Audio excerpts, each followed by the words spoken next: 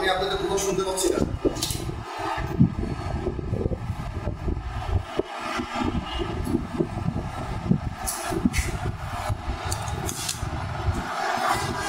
আমি আপনাদের কথা শুনতে পাচ্ছি না। আমাকে কি দেখতে পাচ্ছেন? আমি শুনতে পাচ্ছেন?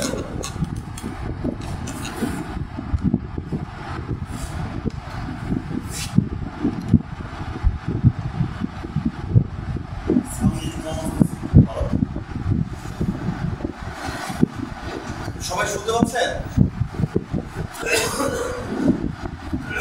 আমি শুনতে পাচ্ছিলাম না। দেখো ভালো আছেন আপনারা? আপনার একটু পরিচয়টা বলেন।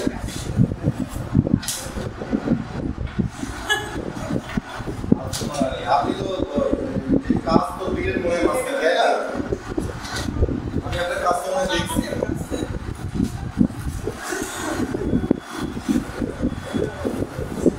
ওকে, জানেন না ভালো হচ্ছে আপনাদের কাজ, সত্যি ভালো হচ্ছে। আপনারা যে পরিশ্রম কাজ, আমি যতটুকু দেখলাম যে আপনারা গত ব্যাচের যা কাজ করছে আপনারা তার থেকেও বেশি কাজ করতেছেন। এটা ভালো একটা নিউজ।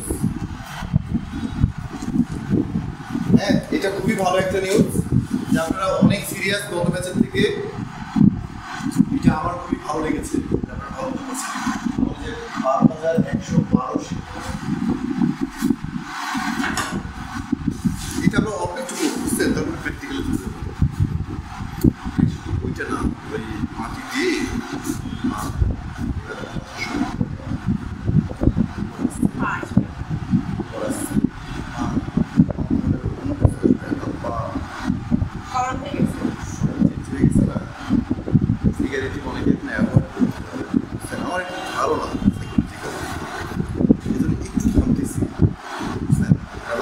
আমার মনে হচ্ছে যে কান আছে, কান পা, এটার উপরে আমার টার্গেটটা বেশি।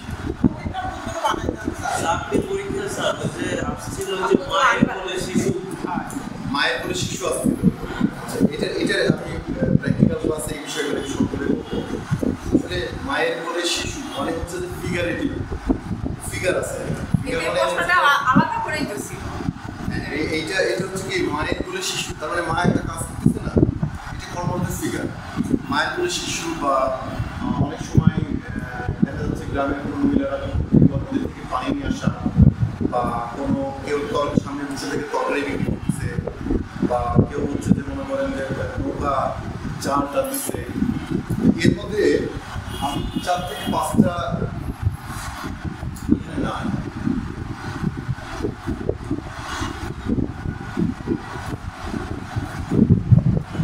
4 থেকে 5টা হচ্ছে আমার কাছে একটা আছে স্যার।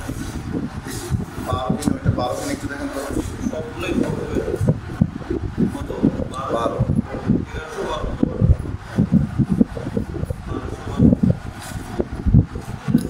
আসলে ম্যাডাম এইগুলোর ব্যাপারটা হচ্ছে কি জানেন?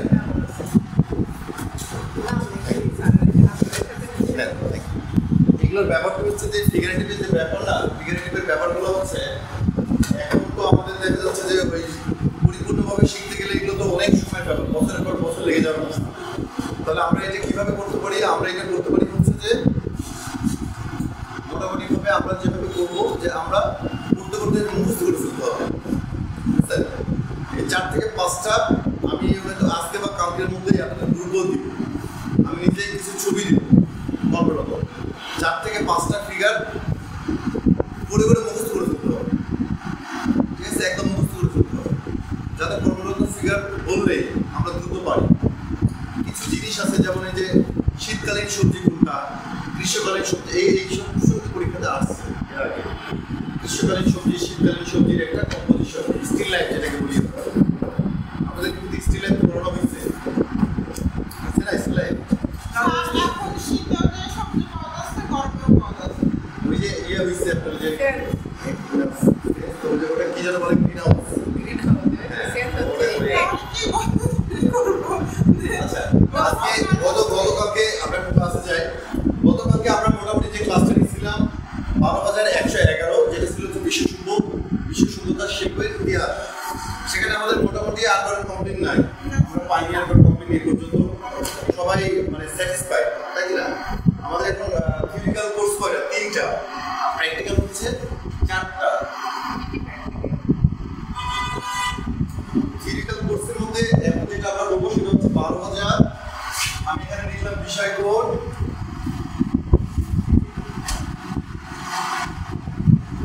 ফিজিক্যালটা আজকে একটু কম করবো, আজকে প্র্যাকটিক্যালটা বেশি করবো। হ্যাঁ, 12,112।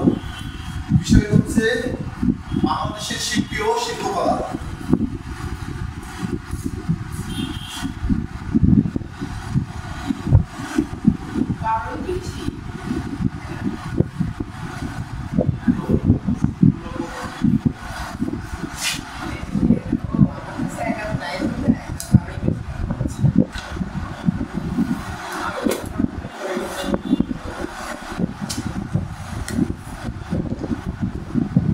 এই হচ্ছে আজকে আমাদের বিষয়। সবাই বোর্ড দেখতে পাচ্ছেন ক্লিয়ারলি ভাবে?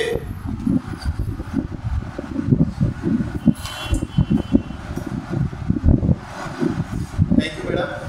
আচ্ছা, আজকে যে বিষয়টা আমরা একটু আলোচনা করবো সেটা হচ্ছে বাংলাদেশের শিল্পী ও শিল্পকলা। এখন শিল্পীকে শিল্পকলাটা কি এটা আমরা মোটামুটি সবাই জানি না, যে শিল্পবোধ সবার মধ্যেই থাকে, তাই কি না? সেই বোধ যখন কোনো টুরি সারফেস, যেমন হচ্ছে বেস বা বোর্ড বা দেওয়াল বা বিভিন্ন জায়গায় যখন একজন শিল্পী তার মনের ভাব পেন্সিলের সাহায্যে হোক, রঙের সাহায্যে হোক, নির্দিষ্টভাবে সুন্দরভাবে দর্শনার্থীর চাহিদার উপর ভিত্তি করে যখন কোনো কিছু আঁকে বা বই প্রকাশ পায়, সেটাই তখন শিল্প। শিল্পটা আপনার মানে এক কথা বলবেন আমার মনের যে বই প্রকাশ, মনের যে একটা চিত্র আছে, সেই চিত্রটাকে ফুটিয়ে তোলাটাই তো শিল্প, তাই কিনা? মনের একটা সুন্দর বই প্রকাশ না, সেই বই প্রকাশটা করতে জন্য কীভাবে একটা টুরি সারফেস বা বিভিন্ন জায়গায় সেটা সুন্দরভাবে ফুটিয়ে দিচ্ছে, এটাই হচ্ছে শিল্প।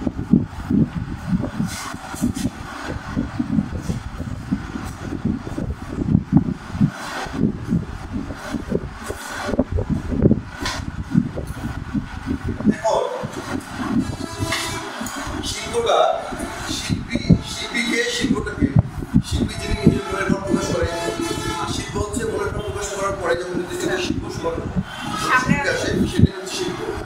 এখন একটু এখন এই যে শিল্পী ও শিল্পকলা, তারপরে শিল্পের উৎপত্তি, চিত্রের গুরুত্ব পরিচিতি আছে, একটা আছে বাংলাদেশের সংস্কৃতি ও সভ্যতা, আর একটা আছে বাংলাদেশের মহাস্থান ময়নামতি পাহাড়পুর, একটা আছে বাংলাদেশের শিল্পী ও শিল্প, আর একটা আছে বাংলাদেশের শিল্পকলার চর্চা। এর মধ্যে প্রশ্নগুলো একটু অন্যভাবে আসে। যেমন আমি একটা প্রশ্ন দেখছিলাম এর আগে যে আমাদের বর্তমান সমাজে শিল্পকলার প্রভাবটা কি, শিল্পকলার প্রভাবটা কেমন, নিজের মতো করে ব্যাখ্যা করো।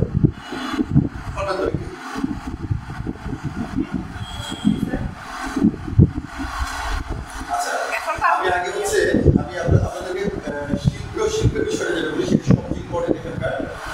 মহাস্থান ময়নামতি পাহাড়পুর, তারপরে আর যে ক্লাস এগুলো সবই মোটামুটি হয়েছে সংস্কৃতি কালচার, যেমন হচ্ছে আপনারা যে আলপনা পিঠা হচ্ছে সবচেয়ে ক্লাসে নবান্ন, হ্যাঁ, দুর্গা পূজা, এগুলো এর আগে বলা হচ্ছে। আমরা এখন আলোচনা করি আগে শিল্পী ও শিল্প।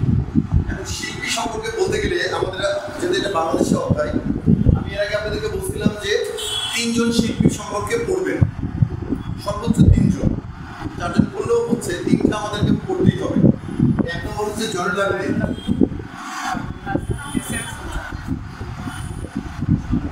জয়নুল আবেদিন আছে না? তারপরে আরেকটা হচ্ছে এস এম সুলতান আছে,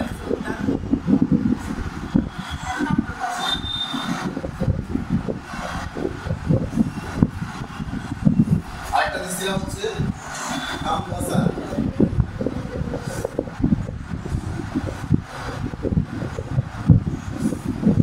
এই তো না? এগুলো সম্পর্কে আমাদের যে পড়ার সিস্টেমটা, আমরা আজকে থিওরি ক্লাসটা খুব বেশি করবো না, আমরা প্র্যাকটিক্যালে চলে যাবো, কেমন? এগুলো সিস্টেমে পড়ার যে সিস্টেমটা সেটা হচ্ছে আমরা কীভাবে পড়বো, আমরা এদের জন্মসাল, মৃত্যুসাল, কোথায় জন্মগ্রহণ করেছে, বাবা মায়ের কি নাম, কোথায় জন্মগ্রহণ করেছে, বাবা মায়ের কি নাম, এবং তার শিক্ষাগত যোগ্যতা কীভাবে সম্পন্ন হয়েছে, এই কটা জিনিস আমরা ভুল করবো না, কেমন?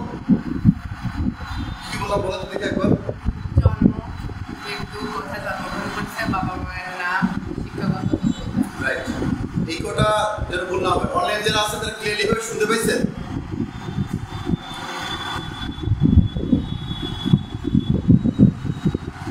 Thank you. এই জিনিসটা আমরা কখনোই ভুল করবো না, এটা নাম্বার 1 পয়েন্ট। দ্বিতীয় পয়েন্ট হচ্ছে প্রতিটা শিল্পীর কয়টা করে কাজ আমরা একটু জানবো। প্রতিটা শিল্পীর আমি বলছি ন্যূনতম 3 থেকে 4টা করে কাজ, 4টা করে কাজ, প্রতিটা শিল্পীর 4টা করে কাজ, এই যে 4টা করে কাজ কি করতে হবে, ব্যাখ্যা জানতে হবে। 4টা করে কাজ, কাজের ব্যাখ্যা জানতে হবে। হ্যাঁ,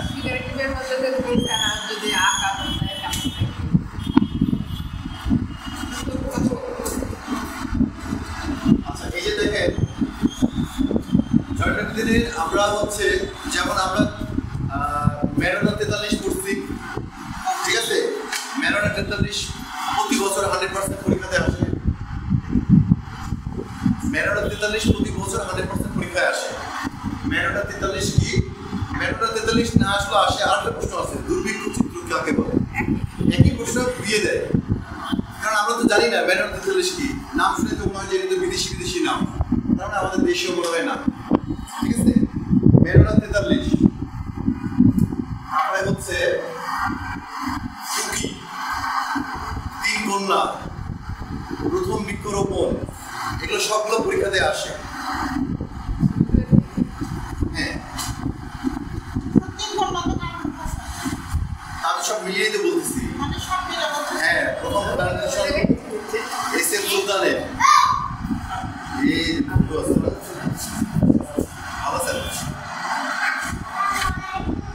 ওয়ালাইকুম আসসালাম বাবা। ওয়ালাইকুম আসসালাম বাবা।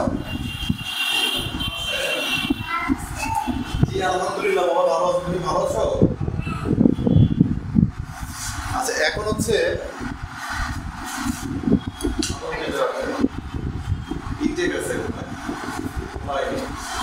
আচ্ছা এখন এই শিল্পী সম্বন্ধে আমরা কি বললাম যে ন্যূনতম 4টা কাজ, 4 থেকে কাজের নাম আমাদের দেখা যাচ্ছে। 4টা কাজের আমরা ব্যাখ্যা জানব। ব্যাখ্যা মানে যে এই যে যেমন যদি বলা হয় ম্যারাডোনা 43 কি, তাহলে আমরা কি জানবো এটাতে? ম্যারাডোনা 43 কি? ম্যারাডোনা 43 হচ্ছে দুর্ভিক্ষের ছবি, যেটা 1943 সালে চরম খাদ্য দুর্ভিক্ষের জন্য, খাদ্যের অভাবে যে দুর্ভিক্ষটা হয় সেই সময় মানুষের তো মানে ব্যাপক অবস্থা খারাপ হয়ে গেছিল। যেমন রাস্তাঘাটে লাশ পড়ে থাকে, রিক্সাতে লাশ পড়ে থাকে, বা মানে পুরো পর্যন্ত খাবার না পেয়ে মানুষকে যেগুলো মারা গেছে তাদের ছিঁড়ে খায়, মানুষের দেহে কঙ্কাল বেরিয়ে যায়, কোনো রকমের শুধু যাত্রা থাকে, দেখছেন না? এই ছবিগুলো কিন্তু গোটা বিশ্বে, মানে বিশ্বে যখন হচ্ছে যে ছবিগুলো আঁকে তখন গোটা পৃথিবী এক নামে চিনেছে, জয়নাল একজন বিখ্যাত পেইন্টার। এই কাজগুলো কি মাধ্যমে করা? হ্যাঁ, আপনি জানেন না এটা? দুর্ভিক্ষ হয়েছে 43, তারপর হচ্ছে 74 হচ্ছে ভারত করেছিল জোর করে দুর্ভিক্ষ আমাদের দেশে, এটা জানো? জোর করে ভারতের জন্য দুর্ভিক্ষটা হয়েছিল 74 সালে। আমরা যেটা জানি মাস্টার প্ল্যান চলে, তো মানুষ জানো যে দুর্ভিক্ষ খাদ্যের অভাবে হয়েছে না, দুর্ভিক্ষ হয় টাকার অভাবে, খাদ্যের অভাবে দুর্ভিক্ষ হয় না। এগুলো হবে বলতে যে এই কদিনের মধ্যে প্রায় অনেক টাকা পয়সা, যে কিছুদিনে লুটপাট, বংশযজ্ঞ, তারপর হচ্ছে যে রিজার্ভ, অনেক আমাদের অবস্থা হঠাৎ করে দেশ তো আছে 3-4 বছর বন্ধ, শুক্র করে প্রভাব পড়ে গেছে আমাদের। হ্যাঁ, এতদিন শুক্র করছে, এখন এরা করবে, এরা যে ব্যতিক্রম হবে তাও একই রকম, সবাই মেরে মাথা করে খায়, সবাই যে যাবে কৃষি সিস্টেম বাংলাদেশের বিশেষ করে। এই যে জয়নাল সম্পর্কে যখন আমরা পড়বো, এই যখন দেখেন আমাদের দেশ বিভাজন কত হয়েছিল 1947 সালে, 47 সালে ছিল না, এবং 48 সালে ঢাকা আর্ট স্কুলে, ঢাকা বিশ্ববিদ্যালয়ের একটা জায়গায় আর্ট স্কুলে একটা প্রতিষ্ঠিত, সেই আর্ট স্কুল থেকেই কিন্তু হচ্ছে আমাদের বর্তমানে যে ঢাকা বিশ্ববিদ্যালয়ে, তারপরে বিকাশ রাজশাহী বিশ্ববিদ্যালয়ের বিকাশ। এখন আমরা চারুকলা যে প্রতিষ্ঠানগুলো বিশ্ববিদ্যালয় সৃষ্টি হয়েছিল। মানে তৎকালীন সময়ে রাজশাহী বিশ্ববিদ্যালয় সৃষ্টি হচ্ছে 1953 সালে, আর ঢাকা বিশ্ববিদ্যালয় ছিল 1921 সালে। আমাদের এইটাকে বলা হয়, আমাদের যেমন ঢাকা বিশ্ববিদ্যালয়কে বলা হয় প্রাচীন অক্সফোর্ড বলা হয় না, প্রাচীন অক্সফোর্ড বলা হয়। এটা কি পাকিস্তান সরকার ক্ষমতা ছিল না? পাকিস্তান সরকার ক্ষমতায় থাকার জন্য ওরা তো ঢাকার সাথে দ্বন্দ্ব ছিল মনস্তাত্ত্বিকভাবে, তখন তারা এই রাজশাহীতে বিশ্ববিদ্যালয়ের সৃষ্টি করে শুধুমাত্র ঢাকাকে প্রতিষ্ঠিত। রাজশাহী বিশ্ববিদ্যালয় কিন্তু ঢাকা বিশ্ববিদ্যালয় থেকে কম না, প্রচুর সাবজেক্ট আছে যেগুলো ঢাকা থেকে অনেক অনেক বেটার, যেমন সায়েন্স ফ্যাকাল্টি যতগুলো আছে, তারপরে আপনার হচ্ছে যে এই যে আইন বিভাগ যেগুলো আছে, ইংরেজি, আইন, সায়েন্স, আমাদের চারুকলা, এগুলো ঢাকা থেকে রাজশাহীটা অনেক বেটার। জানেন এগুলো? রাজশাহী থেকে ঢাকা বিশ্ববিদ্যালয়,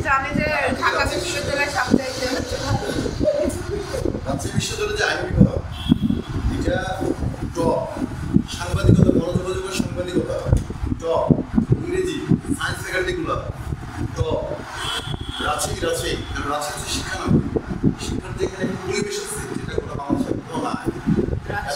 এত বড় জায়গা নিয়ে বিশ্ববিদ্যালয় নাই, প্রায় 3,3200 একর রাজশাহী বিশ্ববিদ্যালয়। এত বড় জায়গা বাংলাদেশের বিশ্ববিদ্যালয়ের মধ্যে একটা ছিল, একটা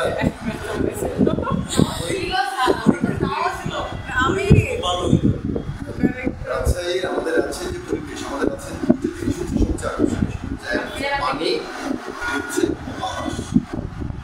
পানি এবং বাতাস যদি আপনি অভ্যস্ত হন, কোথাও থাকবেন না। রাজশাহীর পানি এবং বাতাস এত নিরিবিলি, আমাদের রাস্তার পাশে কোনো ময়লাও থাকে না। সন্ধ্যার সময় একবার, সকালবেলা একবার পরিষ্কার করা হয়। ফুল গাছ লাগানোর জন্য আমরা টাকা দিই, দামি দামি ফুল গাছ লাগানোর জন্য আমাদের টাকা নেয়। আমাদের সমাজের সিস্টেমটা, আমাদের মধ্যে হচ্ছে যে শিক্ষামূলক ব্যাপারটা কম, আমাদের মধ্যে কিন্তু মারামারি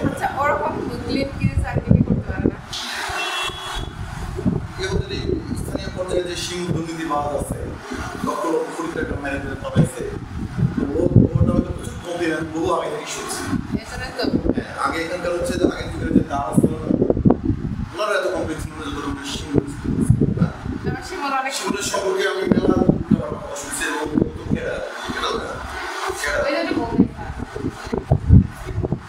এবং আমরা প্রসঙ্গে আসি, এই আমাদের এই যে সিস্টেমটা যখন যে ঢাকা বিশ্ববিদ্যালয়ের আন্ডারে আর্টিস্টগুলো প্রতিষ্ঠিত হয়, তখন হচ্ছে আমাদের এই কার্যক্রম শুরু হয়। কার্যক্রম শুরু করতে গিয়ে কি হলো জানেন? পাকিস্তানিরা হচ্ছে সরাসরি এটাকে বন্ধ করে দিল, কোনো এইসব ক্ষতি দেওয়া হবে না, এগুলো করে কি হবে? তখন সমাজে আমাদের এটার প্রয়োজনীয়তা কি?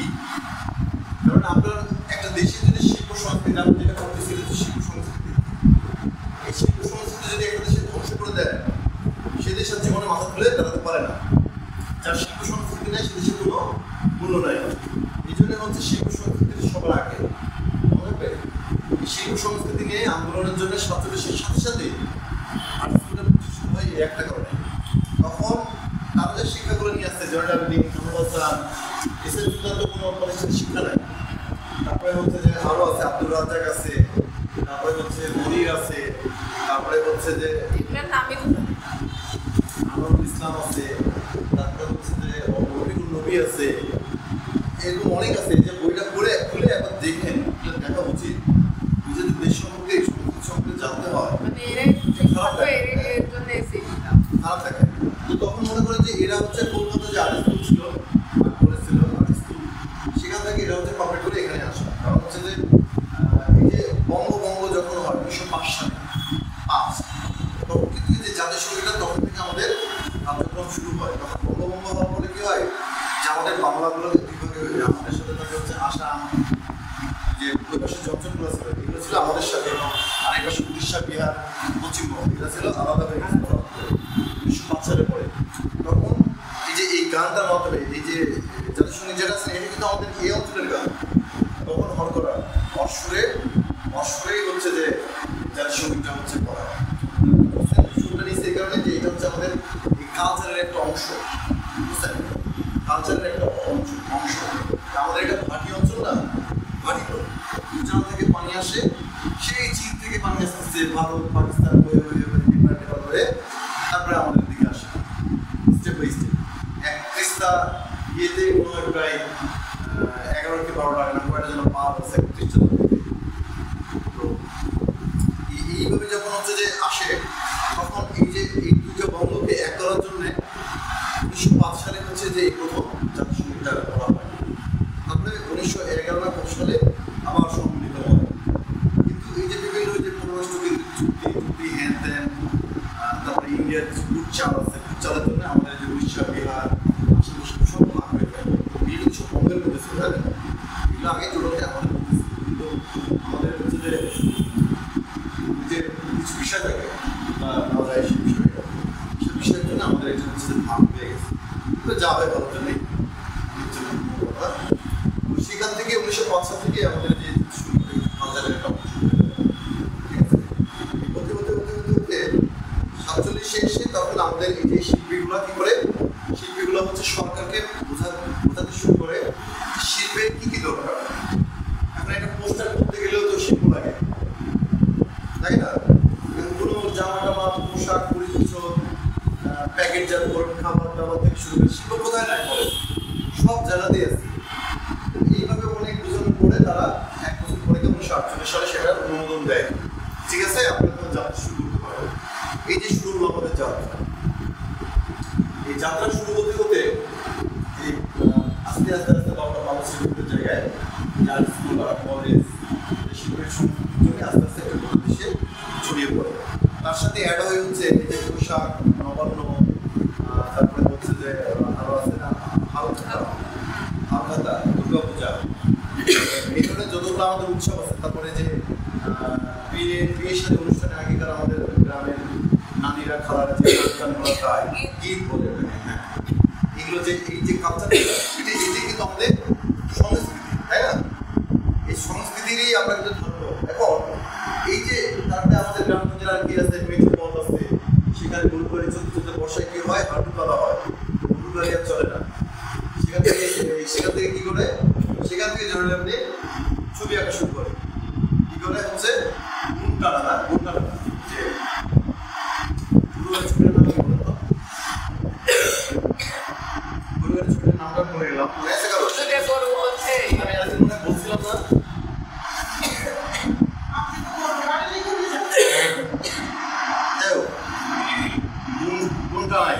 যেটাই বলছি। তারপরে যে আরেকটা আছে যে এই যে যখন হচ্ছে যে পানি নদীতে কমে যায় তখন কি হয়, নদীতে হচ্ছে নৌকা আটকে যায়। আটকে গেলে তখন কি করে, দড়ি দিয়ে মাঝি যারা থাকে তারা কি করে নৌকাটাকে নৌকা যে ছেড়ে নিয়ে যায়। এই যে আমাদের যে এই সংস্কৃতিগুলো না, এই যে মেঠো পথ, যে বিভিন্ন রকম প্রতিবন্ধকতা, তার মধ্যে দেখবেন যে একটা শান্তি সুখ সব কিন্তু বিরাজ করে, যেটা কিন্তু হচ্ছে যে আমাদের বাঙালির মধ্যে যে সুখ শান্তিগুলো আছে এটা কিন্তু অন্য জায়গাতে নাই। সব জায়গার মানুষ কিন্তু রোবট, আমরা কিন্তু রোবট না। ওকে, আমরা কিন্তু রোবট না, এটা মানতে হবে।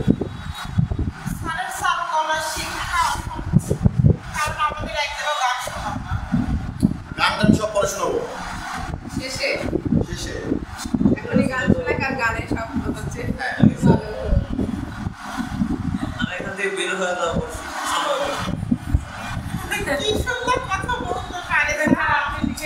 এখন আমরা এই যে শিল্পী সম্পর্কে আমরা একটু মোটামুটি জানলাম যে কত প্রতিবন্ধকতার পরে আমাদের শিল্পটাকে আমাদের সমাজে প্রতিষ্ঠা করার চেষ্টা করছে। এই চেষ্টার মধ্যেও কিন্তু অনেক হাত প্রতিঘাত আসছে, বইয়ের শক্তি, বাহির শক্তি, ভিতরের শক্তি মিলে এই শিল্পের উপরে দৈনন্দিন অনেক রকম একটা আছে। এগুলো নিয়েও কিন্তু শিল্পকর্ম আছে। এই জন্য আমরা যখন একটা শিল্পী সম্পর্কে জানবো, রবীন্দ্র করছি, জয়নুলের জীবনীটা কি, সে কীভাবে শিল্পটাকে আমাদের সমাজে সমাদৃত করছে, বা এসেন্সিয়াল কীভাবে করছে, বা হচ্ছে কমলাসান কীভাবে করছে, এইগুলো সম্পর্কে আমাদেরকে একটু জানতে হবে। এদের সম্পর্কে একটা শিল্পী সম্পর্কে আমরা 4টা ছবির ব্যাখ্যা সম্পর্কে আমরা নিব। যেমন জয়নাল শিল্পী বললাম যে ম্যাডার সম্পর্কে অবশ্যই নিব, তারপরে নিব হচ্ছে গুন্ডালা সম্পর্কে নিব, তারপরে নিব হচ্ছে উকি। উকি মানে কি জানেন? এই যে ছবিটা সেটা হচ্ছে যে ওয়াইফ তার হাজব্যান্ডের জন্য খাবার নিয়ে বসে থাকে যে আমার স্বামী কখন মাঠে কাজ শেষে আসবে এবং তাকে তার খাবারটা আমি বেড়ে দিব। সমাজে একসময় ব্লাউজ টাউজ পড়া হতো না, সেই স্টাইল করে কিন্তু ছবিগুলো আঁকা। মহিলারা, গ্রামের যে মহিলারা আগের যুগে মানে সেই মহিলাগুলো তখনকার ধরেন আমাদের নানি বা নানির খালা বা নানির মা, এই জেনারেশন যেগুলো ছিল তাদের যে একটা গ্রাম্য যে একটা ব্যাপার ছিল আগেকার যে একটা ট্র্যাডিশন, সেই ব্যাপারগুলো ছবির মধ্যে যখন আপনি দেখবেন ভাববেন যে আমাদের কালচার সংস্কৃতিটা উন্নত। না ওরকম দেখেছি হয়তো, বা আমরা যখন ছোট ছিলাম মানে কিছু মুরব্বী মানুষ তো তখনও ছিল, এখন হয়তো বা তারা নাই, কিন্তু দেখছি যে ওই জেনারেশনগুলো নাই, ওই জেনারেশনগুলো নাই, বুঝছেন? সেগুলো ছিল আমাদের হচ্ছে গোল্ডেন করে কি এগুলো ছিল আমাদের গোল্ডেন জেনারেশন। সেই জেনারেশনই হচ্ছে শিল্পটাকে আমাদের হাতে ধরিয়ে দিয়ে গেছে, কিন্তু আমরা সেগুলো সম্পর্কে কিছু জানি না। এই জন্য একটা শিল্পী সম্পর্কে ন্যূনতম 4টা ছবির ব্যাখ্যা আমরা জানবো। আচ্ছা, ব্যাখ্যা জানার পরে একটা ছবির নাম তুমি আমাদের করে লিখবে। এখন ওই যে বললাম যে যদি 15 মার্কের অ্যান্সার উপস্থিত থাকে যে জয়নাল আবেদীনকে তার পরিচয় দাও এবং তার শিল্পকলা সম্পর্কে বিস্তারিত আলোচনা করো, ঠিক আছে? যদি প্রশ্ন এরকম থাকে তখন আমরা কি করবো? জয়নাল আবেদীনের নাম, ঠিকানা, জন্মস্থান, বাবা মায়ের নাম এবং তার শিক্ষাগত যোগ্যতা, এটা সবার প্রথমে আমরা ভূমিকাতে লিখব। লেখার পরে বিস্তারিত যাব হচ্ছে নিম্নে তার শিল্পকলা সম্পর্কে বিস্তারিত আলোচনা করা হলো, ঠিক আছে? তুমি লিখবো যে তার উল্লেখযোগ্য শিল্পকলার মধ্যে আমি সাধারণত এই শিল্পকলাগুলাই আমাদের আশেপাশে সবসময় আমরা শুনতে পাই বা দেখতে পাই। এখন এখান থেকে কিছু ছবি ওখানে হয়তো লিখতে পারে যে কিছু ছবির ব্যাখ্যা বিস্তারিত আলোচনা করো, তখন ওখানে সর্বোচ্চ 3টে বা 4টা আপনারা লিখবেন। সেই 3টে বা 4টা লিখবেন হচ্ছে সর্বোচ্চ 5 থেকে 7 মার্কের জন্য, ঠিক আছে? 5 থেকে 7 মার্কের জন্য 2 পেজ বা 2.5 পেজ লিখলেই হচ্ছে নাকি, বা 3 পেজ ওটা লিখলেই হচ্ছে। এতটুকু পর্যন্ত লিখবেন যে যেমন যে দুর্ভিক্ষ যেটা বললাম যে ওই সময় এটা হয়েছিল, ওই সময় মানুষের লাশ যেখানে সেখানে পড়ে থাকতো, এমনকি কুকুর কাকড়াও যখন খিদাতে কাঁপতো তখন ওই যে লাশগুলো পড়ে থাকতো সেই লাশের গায়ে মাংস ছিঁড়ে তারা তাদের ক্ষুধা নিবারণ করতো। শুধু মানুষ না, পশু পাখি নির্বিশেষে সবাই ওই ব্যাপক দুর্ভিক্ষের মধ্যে পড়তো, এটা তুলে ধরবেন। তারপরে এই যে মুরগি যেটা বললাম যে একজন স্ত্রী তার স্বামীর জন্য অপেক্ষা করে খাবার দিবে, বা আমার দেখা যায় যে স্ত্রী তার স্বামী মাঠে কাজ করতে দুপুরবেলায় খাবার নিয়ে তাকে মাঠে বসে খাওয়ায়, তারপরে সেখান থেকে আবার ধরে ব্যাক করে, তাই না? জিনিসগুলো কিন্তু খুব চমৎকার, এখন তো আর দেখা যায় না। যারা গল্প বলছিলাম না যে 2-3 জন ব্রিটিশ এসে বলছিল যেটা পান্তা ভাত কেন খায়, এটা তো মারা যাবে, এটা তো বিষাক্ত। পান্তা ভাত খাওয়ার পরে যে রোদ্রে যে ঠান্ডা রোদ্রের মধ্যে যে কুদাল দিয়ে উপাচ্ছে, রোদ্রের মধ্যে যে বিষক্রিয়া নাই হয়ে গেছে সেটা কিন্তু ওরা চিন্তা করতেছে, ঠিক আছে? আমাদের এই সমাজের ব্যাপারগুলো কিন্তু অনেক দৃষ্টিনন্দন এবং সুন্দর সমাদৃত। এই বিষয়গুলোয় মনের ভাব দিয়ে লিখতে হয়, মনের ভাব দিয়ে লিখতে হয়। তারপরে এই সম্বন্ধে লিখে তাছাড়া উল্লেখযোগ্য আরো একটা ছবির নাম টাম দিয়ে মোটামুটি 15 মার্কের অ্যান্সার শেষ করে দেবে, আর বাইরে কিছু করবে না। ওকে, 7টা 8টা করে ব্যাখ্যা দেওয়ার দরকার নাই। সর্বোচ্চ যদি দেখা যায় আপনাদের তো সময় কম, 3টে ব্যাখ্যা দিবেন, বাদ বাকি লিখবেন যে এছাড়া উল্লেখযোগ্য এই শিল্পকর্ম বিশেষভাবে গোটা পৃথিবীতে বিস্তৃত। ওকে, এইটা হ্যাঁ রাসেল সাহেব আপনি প্যারা প্যারা করেই লিখবেন। আর ছবি খাতা যে পাঠাইছি লিখা শুরু করছেন? হালিম খেয়েছেন?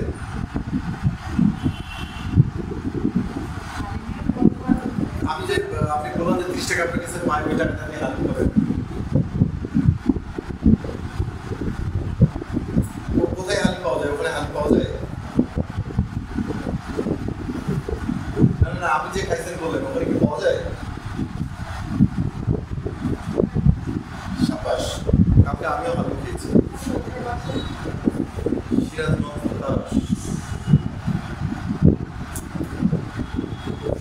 রায়গঞ্জ তার সাথে মনে এটা প্যারা প্যারা করে লিখবেন, ঠিক আছে?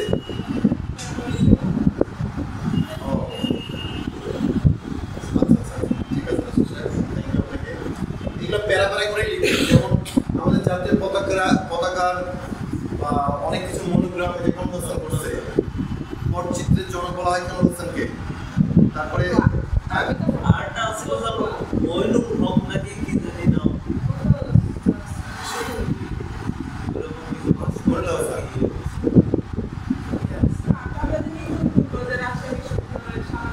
গোল্ডেন টাওয়ার, এরা আর্টিস্ট, এরা হচ্ছে প্রথম সারির আর্টিস্ট।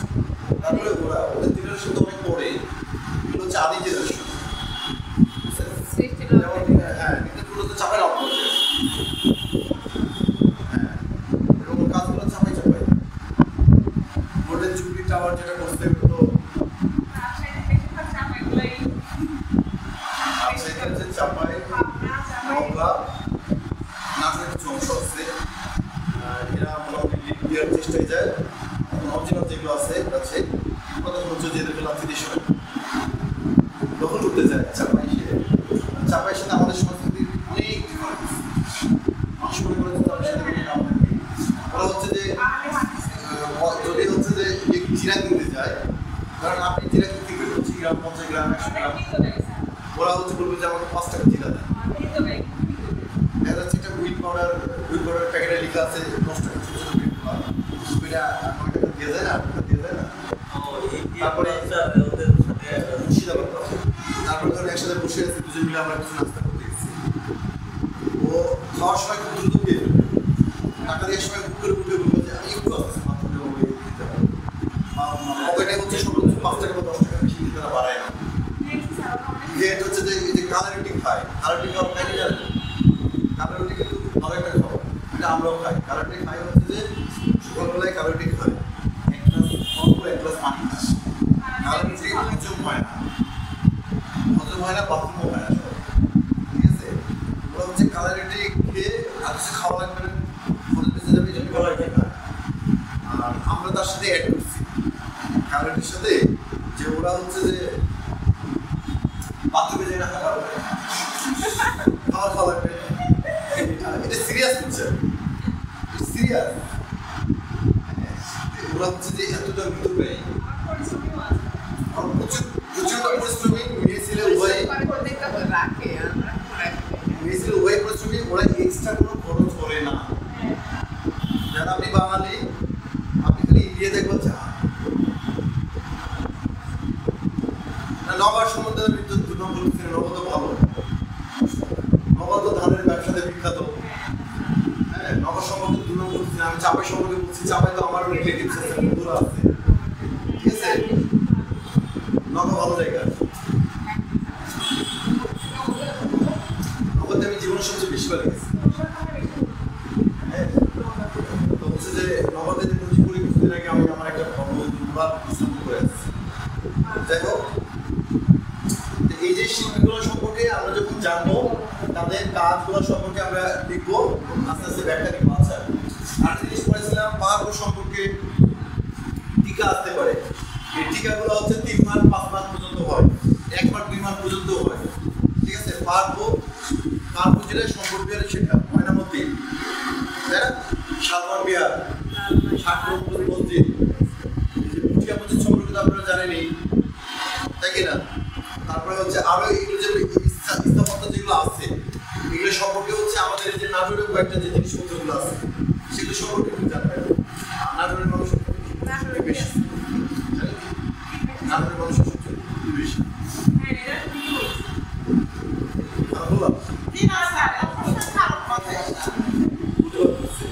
আমরা সেই সবচেয়ে বোকা মানুষ হয়ে গেছে, আচ্ছা এটা বিশ্বাস করেন?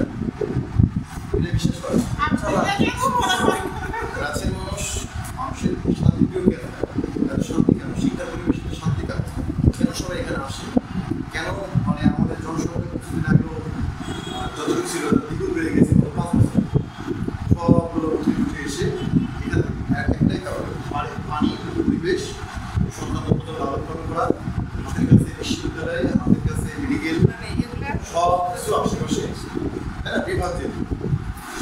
জন্যই মানে এই জায়গাটা আরো বেশি সুন্দর, বুঝতে পারছেন? রাজ্যের মানুষ সবচেয়ে সহজ, পুরো বাংলাদেশে আপনি যেখানেই যান, আমরা ক্যাম্পাস থেকে আমরা এটা জানি, সহজ মানুষ থাকে না, যেখানেই যান রাজ্যের মানুষ আমাদের একটা সুনাম আছে, ভদ্র হয়, বোকা হয়, এটা একটা সুনাম আছে। আমি খারাপ কিছু দেখিয়েছি, বোকা না স্যার, হ্যাঁ বোকা ঠিক না, অত এখানে আমাদের ওখানে মারামারি হয় না, নাটোরের মানুষ কিছু চাচ্ছে আর্টি টাইপের যারা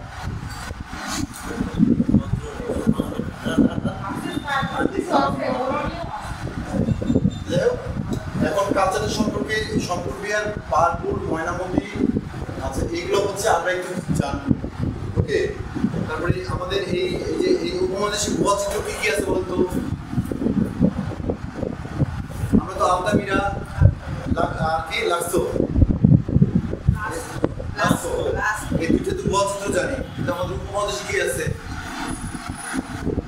অজন্তা, আরেকটা মহিলাদের ভুয়া চিত্র, সভ্যতাকে ভুয়া চিত্র মানে অজন্তা, ইলোরা, এটা হচ্ছে এখন ভারতে। কারণ একটা সময় তো আমরা তো 47 সালে একটা দেশ ছিলাম না, ওটা তো আমাদের সংস্কৃতির মধ্যে ছিল না? ইলোরা, ইলোরা এটা আমাদের উপমহাদেশের বিখ্যাত ভুয়া চিত্র। এখানে যে শিল্পকর্মগুলো আছে সেটা হাজার হাজার কোটি টাকার উপর অত্যন্ত দাম বেশি। যে সম্পর্কে আগে শেষ করেন জেনে তারপরে অন্যগুলো আমরা জানবো। অজন্তা, ইলোরা, আচ্ছা বাদ বাকি যেগুলো আছে এই যে নবান্ন উৎসব যেগুলো আছে এগুলো সবই আপনারা পাবেন, মানে লিখতেও পারবেন। এছাড়া আর যেগুলো কিছু থাকবে সেগুলো পরীক্ষার আগে আমরা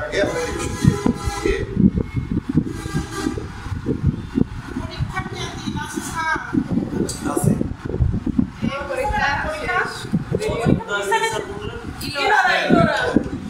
পড়াচ্ছি কি আমি পড়াচ্ছি না, আমরা শোনাই যেগুলো যেগুলো পড়াচ্ছি সেগুলো পড়ে, হ্যাঁ কোনো টেনশন করবেন না, যদি দায়িত্ব বলছি তো আমার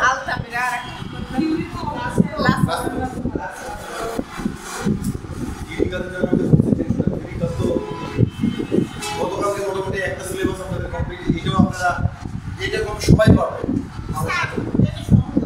সহজ আছে। আর যেটা করণ কৌশল সেটা আরো সোজা, করণ কৌশল আরো সোজা। করণ কৌশল আপনি 1 ঘন্টা পড়বেন, 1 থেকে 2 ঘন্টা পড়ে পরীক্ষা দিতে যাবেন। হ্যাঁ ছোট সিটি, তারপরে করণ কৌশল তো আমি আছি।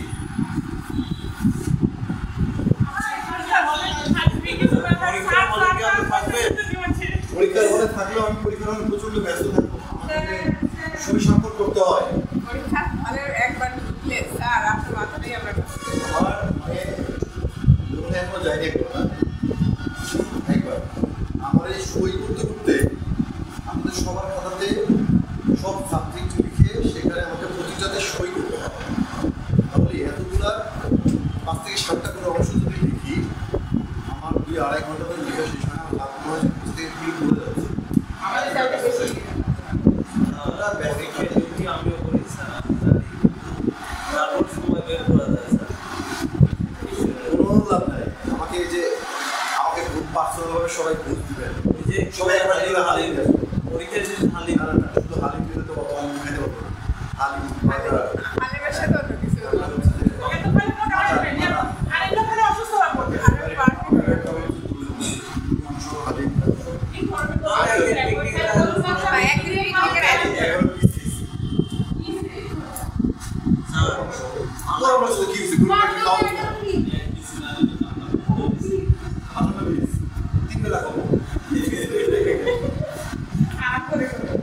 আমি মাংসের মধ্যে একটা জিনিস খাই, যেমন বেশি টিসি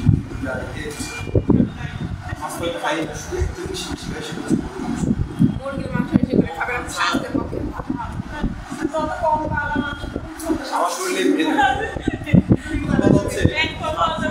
বলি, আমার শরীরের ওয়েট গুলো কম, ওয়েট 5 বছর থেকে 2 থেকে 3 কেজি ডিফারেন্স হয়, তার বেশি আমি বাড়তে দিই না। যখনই আমার কিছু কিছু কাজ কমাই দিই, একটু দিকে আমি কোথাও বসে আমার সাথে বাড়ে, আর রেজাল্টের কথা বলতে লাগবে এই করে হচ্ছে শরীরটাকে কন্ট্রোল করতে। আর মাঝে মাঝে হচ্ছে গরুর মাংস খাই, সেটা মানে ইয়ে করে।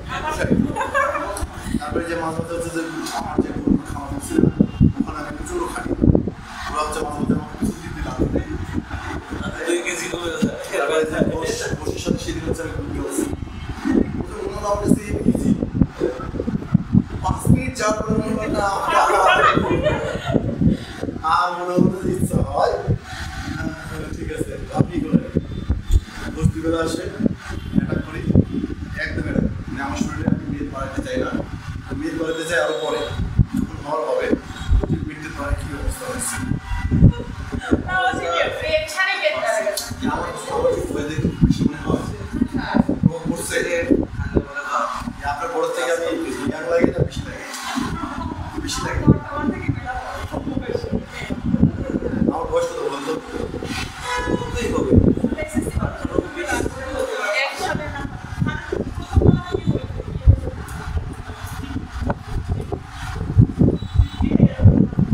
ট্রেনিং এর ফার্স্ট বয়স হচ্ছে 48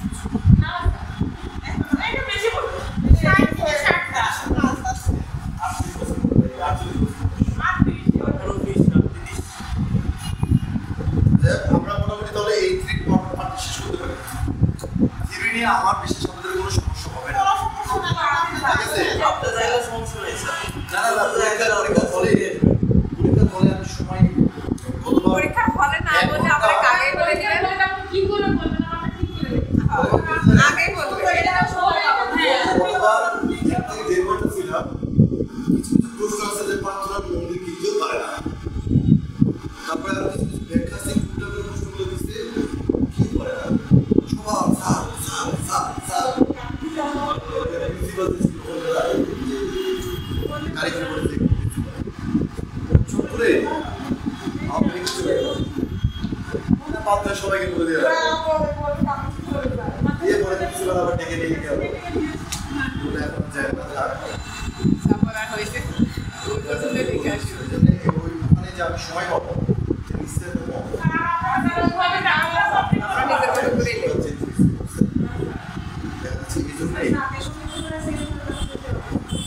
এটা একটু মানে বেশি বেশি না ইঞ্চি ইঞ্চি মাটি দিচ্ছে সব মানে বলি যে এটা তাদের একটা না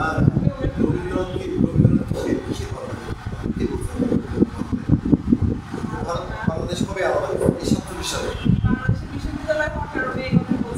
না না এগুলো একদম কথা যে কালচার এতটা যে ওরা বাঙালি আমরাও বাঙালি আমার মতো পড়ে আমাদের কালচার সব এক না কালচার থেকে একটা অংশ করে দিলে মানুষ মেনে নিতে দেয় আমি তো জন্মগ্রহণ থেকে আমি আপনি করেন আমি ঠেকাবো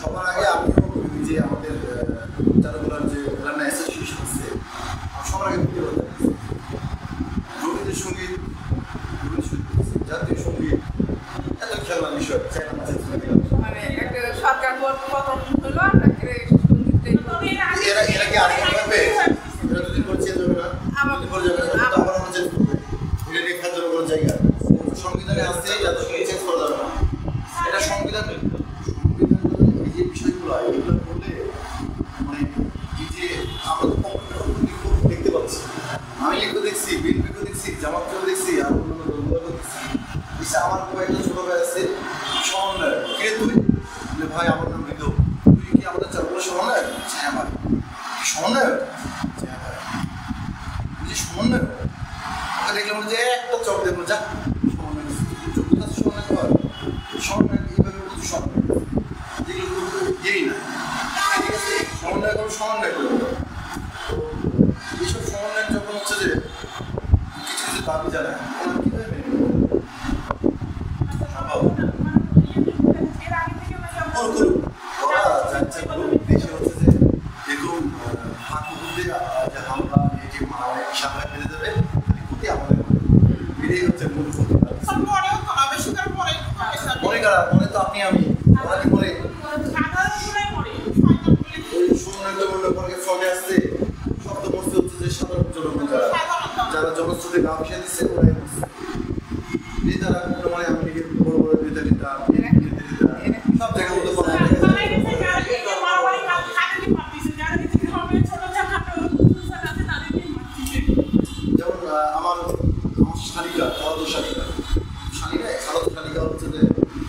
পায়ে আঘাত দিয়েছে, পায়ে গুলি ছুঁয়ে চলে গেছে। তো ওর কথা হচ্ছে যে এই যে মেট্রিক পাস করলো, গোল্ডেন এ প্লাস পাইছে, এবার হচ্ছে ওর 3 বছর প্রথম বসেছে, ওর বান্ধবীরা সাথে গণস্রোতে নিজেকে বসায় গেছে গিয়ে এখন আমার বলছে যে সবাই যাদের সঙ্গে হচ্ছে যে আমাদের রওনা করি, যেটা মানে ওরা বলছে যে আমরা তো জানি দেশ, আমরা ছাত্র সবাই, তারপরে যে এগুলো দিতে হচ্ছে কেন। এখন প্রথমে ওরা আন্দোলনগুলো নিয়ে আসছে, দেশে দেশকেই এগুলো একটু অন্যরকম বিষয়গুলো না। আমি তো সাধারণ মানুষ হিসেবে আমি দেখবো, আমাকে যদি এইসব কথাবার্তাগুলো বলতে নিয়ে আমি আবার এখানে তো বৈষম্য হয়ে গেল, বৈষম্য বাসাতে দুটেই তো গেছে, বাসাতে আপনি কথা বলেন, আপনি ধরেন মনে মনে আমেরিকে পছন্দ করেন, কথা বলেন, আপনি বিএনপিকে পছন্দ করেন, বিএনপি এতদিন ধরে কথা বলতে পারবেন, অলরেডি বিএনপিকে একটা শুরু করে দিচ্ছে, আবার ওদেরকেও যদি এসে যদি আপনি বলে যাবেন মনে করেন না, ওকে ধরে মায়ের প্লেট দিয়ে ওকে পরিষ্কার যে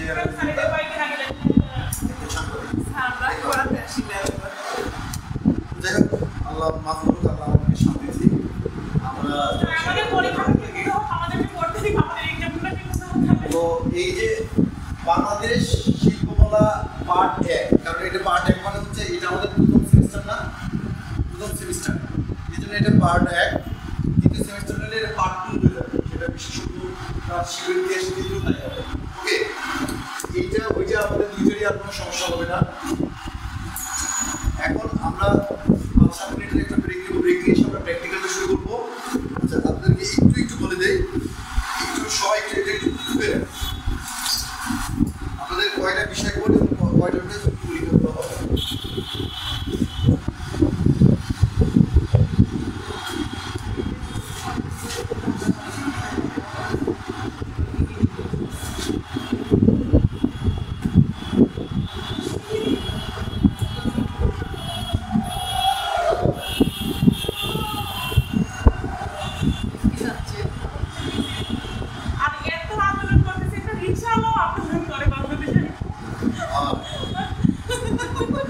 রিকশাওয়ালা, গ্রাম পুলিশ থেকে শুরু করে যত আছে সবাই উঠে পড়ে লাগছে। এগুলো হচ্ছে যে বলতেছে না, এগুলো হচ্ছে যে মানে আমি লিখে একটা চালু করতে পারে, আন্দোলন সরকারকে একটু আসতে ওরা তো ওরা সব কোটি টাকা সব 50,000 করে দিয়ে এক্সট্রা যে পরিমাণ টাকা বিলকে আমি মারছে, এটা হিউজ পরিমাণ টাকা ওরা মেনে নিচ্ছে, হিউজ পরিমাণ।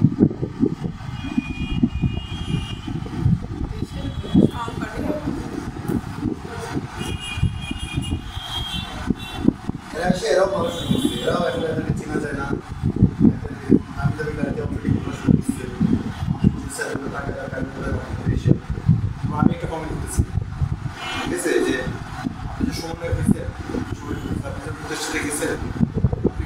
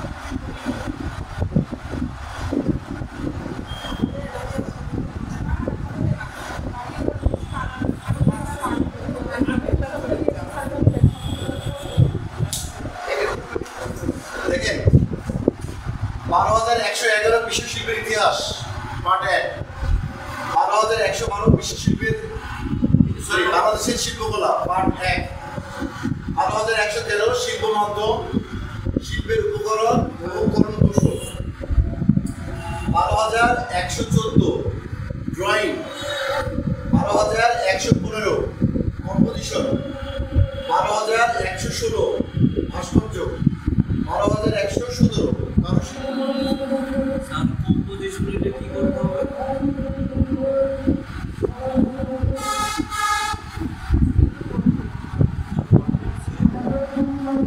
একটি ছবি হারিয়ে গেছে, এটা কার?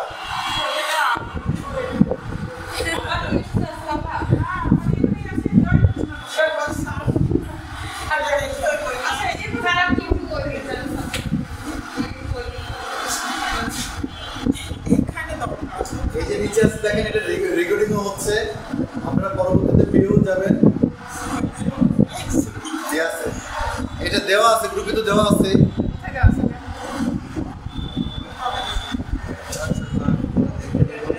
এখন ওইগুলো বোঝার ওই উপরের তিনটা তো হচ্ছে থিওরি আর নিচের গুলো সব প্র্যাকটিক্যাল। এবং আমি যে যা যা করাইছি না সব এর মধ্যে বুঝতে পারছি। এবং ড্রয়িং এর আলাদা পরীক্ষা, কম্পিটিশনের আলাদা, ইয়ার আলাদা, সব আলাদা।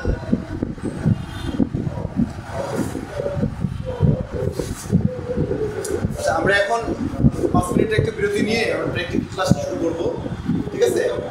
প্র্যাকটিক্যাল ক্লাসে আমরা হচ্ছে ডিটেলস সব কিছু বলতে বলবো, ওকে? কোথা থেকে করা লাগবে আমরা ডিটেলস বলতেছি।